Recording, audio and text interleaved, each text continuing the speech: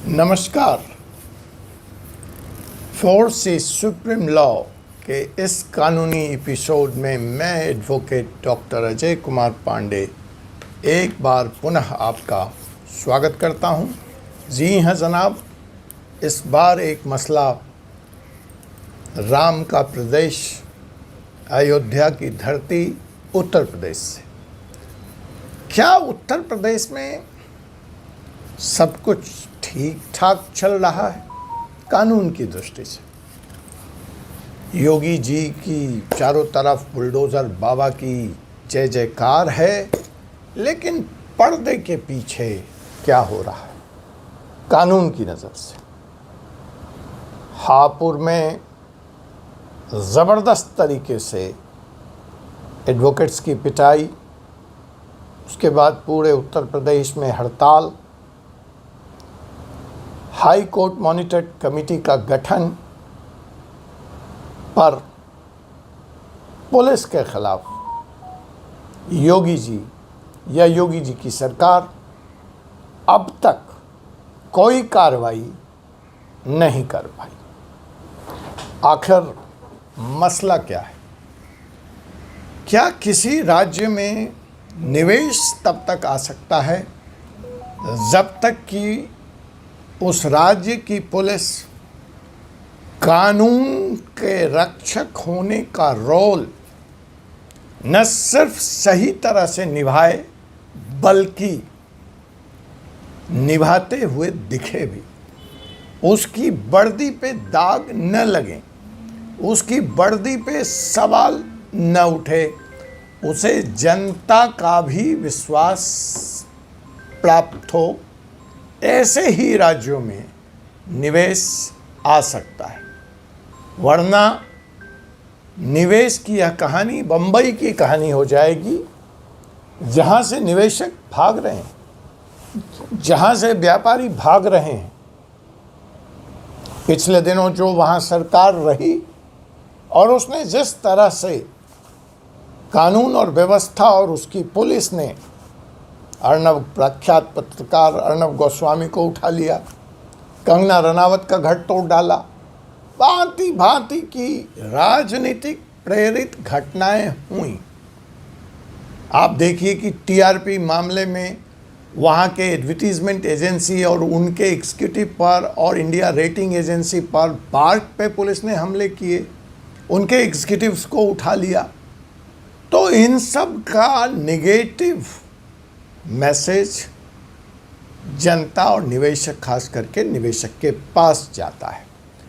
तो एक तरफ उत्तर प्रदेश बनने की राह पर है। योगी जी रात दिन काम कर रहे हैं और वो भारी मात्रा में उत्तर प्रदेश में निवेश लाने के लिए भी कृत संकल्प है। अभी आपने देखा कि नोएडा में कितनी बड़ी यूपी टेक फेस्टिवल का उन्होंने आयोजन किया, लेकिन यह सारा का सारा प्रयास अधूरा रह जाएगा अगर पुलिस को संयत नहीं किया गया।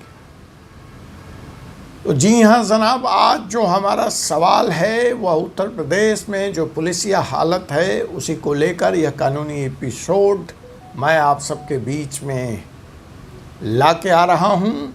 और इस मामले में जो दिलचस्प है, जो कानून है, उसकी भी चर्चा करूंगा। सुप्रीम कोर्ट क्या कहता है उसकी भी बात होगी। लेकिन फ़िलहाल यूपी में एक तरफ आईएएस लॉबी है और दूसरी तरफ आईपीएस लॉबी है, जिसमें तलवारें खिंची हुई। और ऐसे में कैसे कानून व्यवस्था का राज कायम होगा, यह सवाल योगी जी के सामने है।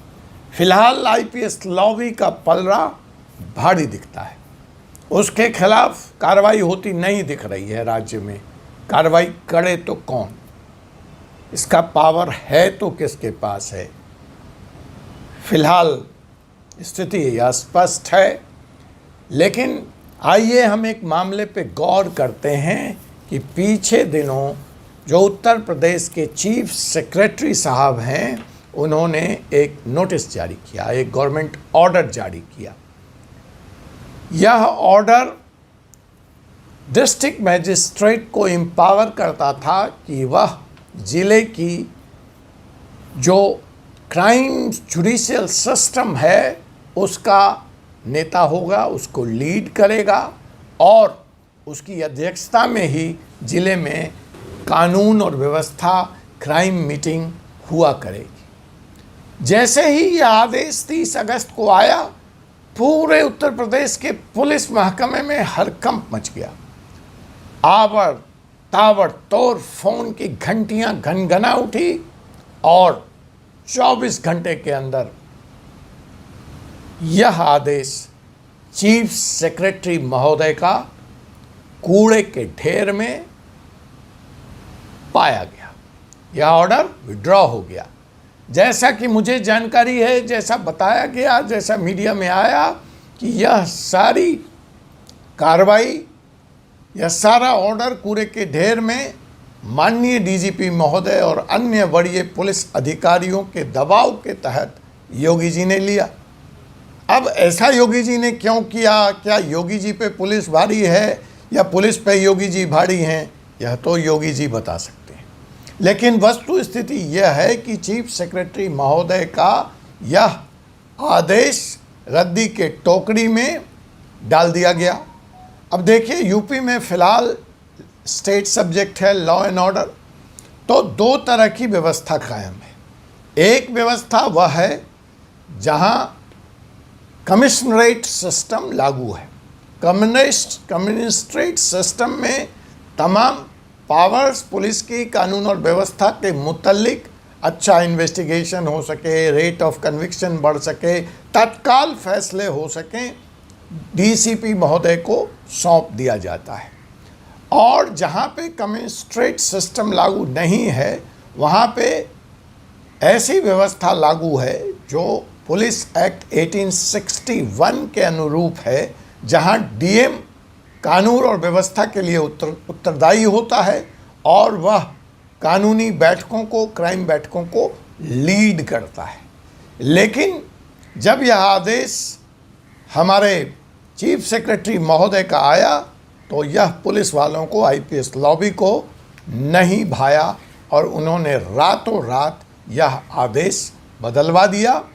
अर्थात अब ज़िले में कानून व्यवस्था के लिए सिर्फ और सिर्फ एसपी और एसएसपी जिम्मेवार होंगे। डीएम साहब का इसमें कोई हस्तक्षेप नहीं होगा।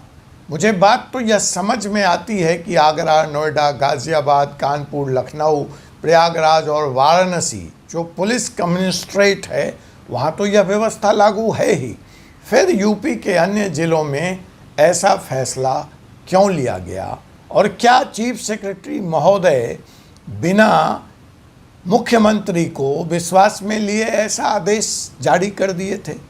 पुलिस के आला अधिकारियों का तो यही आरोप है कि यह आदेश बिना मुख्यमंत्री के विश्वास में लिए बिना आईएएस लॉबी के द्वारा अपने को आईपीएस पर थोपने के लिए लिया गया था, जिसका पुरजोर विरोध पुलिस लॉबी ने किया, आईपीएस लॉबी ने किया और अंततः उन्हें सफलता मिली।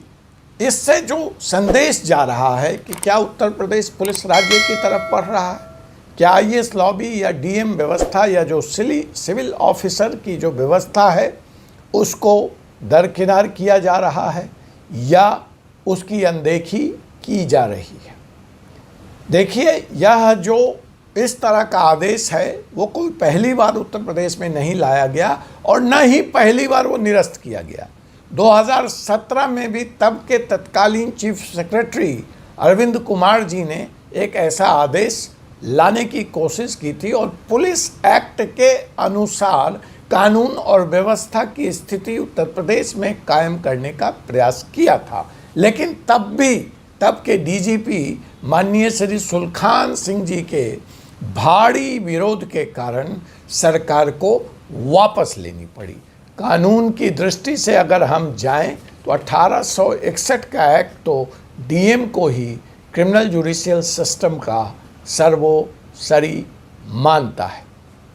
अब कमिश्नरेट सिस्टम में यह पावर पुलिस को चली जाती है। तो कमिश्नरेट सिस्टम, जो कमिश्नरी का सिस्टम है, वह तो उत्तर प्रदेश के 7 जिलों में ही फिलहाल लागू है। फिर ऐसा अधिकार डीएम से क्यों छीना गया, इसका जवाब कानून तो जानना चाहता है और जानना चाहेगा, और देश की जनता और उत्तर प्रदेश की भी जनता जाननी चाहेगी। आइए पीछे की पड़ी पार्टी पे भी एक नज़र बांध लें। मायावती जी का राज, जो कानून और व्यवस्था की दृष्टि से उत्तर प्रदेश में अब तक सर्वोत्तम माना गया है, उसमें ऐसी बिल्कुल लिखित व्यवस्था थी। जी हाँ जनाब, ऐसी बिल्कुल लिखित व्यवस्था थी कि जिले में कानून और व्यवस्था बनाए रखने की जिम्मेवारी बराबर रूप से कलेक्टर महोदय और एसएसपी या एसपी महोदय की बराबर होगी, और क्राइम मीटिंग को, कानून और व्यवस्था बनाए रखने की मीटिंग को डीएम साहब ही उसकी अध्यक्षता करेंगे। लेकिन फिलहाल यह व्यवस्था उत्तर प्रदेश में ख़त्म कर दी गई है। ऐसा मायावती जी के टाइम में यह भी पुलिस वालों का जो तर्क है इस व्यवस्था के खिलाफ, वो ये कहते हैं कि देखिए, अगर प्रदेश में दंगा हो जाता है, ज़िले में कानून और व्यवस्था की स्थिति बिगड़ जाती है, तो उसका कोप भाजन उस वक्त सिर्फ और सिर्फ कप्तान महोदय को, एसएसपी महोदय को या एसपी महोदय को बनाया जाता है। लेकिन यह जो उनका तर्क है वह तथ्यों की दृष्टि से सही नहीं है। मायावती जी के टाइम में यह भी व्यवस्था लिखित रूप से कर दी गई थी कि अगर ज़िले में दंगे होते हैं, कानून और व्यवस्था की स्थिति बिगड़ती है, तो बराबर रूप से कलेक्टर महोदय और एसपी महोदय जिम्मेवार होंगे। इसलिए इसके आधार पर कलेक्टर महोदय को कानून और व्यवस्था से अलग रखने का यह निर्णय न्याय संगत, तर्क संगत और कानूनी तो फिलहाल नज़र नहीं आता है। वैसे भी देखिए, जो कलेक्टर होता है ज़िले का, उसके ज़िम्मे रोज़मर्रा की कानून व्यवस्था का विषय नहीं होता है, लेकिन हाँ, ह्यूमन राइट्स, पुलिस के ख़िलाफ़ जो शिकायतें आ रही हैं, पुलिस की जो ज्यादतियाँ हैं, कब एनएसए, नेशनल सिक्योरिटी एक्ट लगाना है, गैंगस्टर एक्ट लगाना है, धारा 144 लागू करनी है, प्रिवेंटिव अरेस्ट का ऑर्डर किसी के खिलाफ देना है, ज़िले में गैर कानूनी रूप से शराब का व्यापार हो रहा है, ये सारी चीज़ें और इस तरह के कौन से मेजर्स लिए जाएं जिससे कानून और व्यवस्था और बेहतर हो, सरकार की सभी स्वच्छ हो, ये सारी बातें डीएम के क्षेत्र में, परिधि में आती हैं। इसीलिए आईएएस ऑफिसर का कहना है कि, और जनता का भी विश्वास सिविल एडमिनिस्ट्रेशन पे ज़्यादा होता है, तो ऐसा लगता है कि आईएएस जब कानून और व्यवस्था की दृष्टि में बराबर और सम्यक रूप से जुड़ा है, तो एक न्यूट्रलिटी, किसी के का पक्ष लेने का पुलिस पे जनता का विश्वास नहीं है। वो भान, वो विश्वास सिस्टम में जनता का पैदा होता है। इसीलिए कालांतर से, अंग्रेज़ों के समय से ऐसी व्यवस्था रखी गई थी कि पुलिस और आईपीएस वह डीएम के अधीन होगा और कानून और व्यवस्था के व्यापक मसलों पर वह डीएम साहब के दिशा निर्देश पर काम करेगा। लेकिन यह व्यवस्था बदली हुई नज़र आ रही है फिलहाल यूपी में, और शायद पुलिस और आईपीएस लॉबी इस वक्त उत्तर प्रदेश में योगी जी पर काफ़ी ज़्यादा दबाव, या कहें कि अपना पक्ष, या उनको सहमत करने में सफल रही है। इसीलिए शायद हापुड़ में अब तक पुलिस वालों पर कार्रवाई होती हुई भी नज़र नहीं आ रही है। हाई कोर्ट की टिप्पणी इस मामले में बड़ी महत्वपूर्ण है कि जब वकीलों ने किसी तरह का उत्पात नहीं किया, किसी तरह के राष्ट्रीय संपत्ति की क्षति नहीं पहुंचाई, तो उन पर इस तरह के बर्बरतापूर्ण लाठी चार्ज का औचित्य क्या था। तो ये जो हाई एंडनेस है पुलिस का, जो वकीलों के इस आंदोलन में दिखा और कई मसलों में दिखा, इस पे अंकुश लगाने का काम ये आईएएस लॉबी कर सकती है, बशर्ते योगी जी उसके हाथ में पुलिस एक्ट के अनुसार पावर दें। यह योगी जी के और इन्वेस्टमेंट फ्रेंडली यूपी के हित में होगा, यह मेरा मानना है। बाकी फैसला तो उत्तर प्रदेश के बुलडोज़र बाबा को ही लेना है कि निवेश बिना कानून राज्य के स्थापना के कितना सफल हो पाएगा। देखिए, इसमें जहाँ तक सुप्रीम कोर्ट का सवाल है, बड़ा स्पष्ट है। Prakash Singh versus union of India, Prakash Singh बनाम भारत सरकार के मामले में सुप्रीम कोर्ट ने यह टिप्पणी की थी कि पुलिस एब्यूज़ ऑफ पावर के बेजा इस्तेमाल के लिए जानी जाती है। पुलिस पर यह भी आरोप है कि वह पॉलिटिकल मास्टर्स को खुश करने के लिए उसके इशारे पर काम करती है। अतः इस महत्वपूर्ण फैसले में सुप्रीम कोर्ट ने भारत सरकार और राज्य सरकार को एक प्रॉपर ऑथोरिटी, एक सेटअप बनाने का निर्देश दिया था। उस पर कितनी कार्रवाई हुई यह आपको भी मालूम है राज्य सरकार और भारत सरकार के द्वारा। उसके बारे में फिर कभी आपसे पुलिस रिफॉर्म और प्रकाश सिंह बनाम भारत सरकार के इस सुप्रसिद्ध फैसले में जो निर्देश थे उसकी क्या हाल है, उस पर आपसे बात होगी। लेकिन फिलहाल यह सवाल आप सबके सामने है कि उत्तर प्रदेश में आईएएस और आईपीएस लॉबी का यह आपसी संघर्ष या आपसी मतभेद क्या प्रदेश और कानून के हित में है। व्यवस्था तो दोनों को साथ मिलकर काम करने से ही सुधरेगी। और यह सवाल यह नहीं है कि कौन किसके अंदर है, बट सवाल यह है कि क्या दोनों में, जो कि सिविल और पुलिस एडमिनिस्ट्रेशन, जो पूरे एडमिनिस्ट्रेशन के दो महत्वपूर्ण अंग हैं, बाईं और दाहिनी आंख हैं, वो जब दो मार्गों पे चलेंगे और उनमें आधिपत्य का जंग छिड़ जाएगा तो कसूर या उसका अपराध या उसका दंश कौन झेलेगा। प्रदेश का विकास और प्रदेश की जनता। आपसे पुनः मुलाकात होगी ऐसे ही एपिसोड में। तब तक मुझे doctor Ajay Kumar Pandey, advocate, supreme court of India को अनुमति दें। अगर आपने अब तक चैनल को सब्सक्राइब नहीं किया है तो इसको सब्सक्राइब कर लें और तमाम एपिसोड की जानकारी प्राप्त करने के लिए बेल आइकन को भी दबा दें, जिससे आपको नोटिफिकेशन मिल सके। और अपने कमेंट के माध्यम से अपने विचार ज़रूर पहुंचाएं। धन्यवाद। जय हिंद, जय भारत।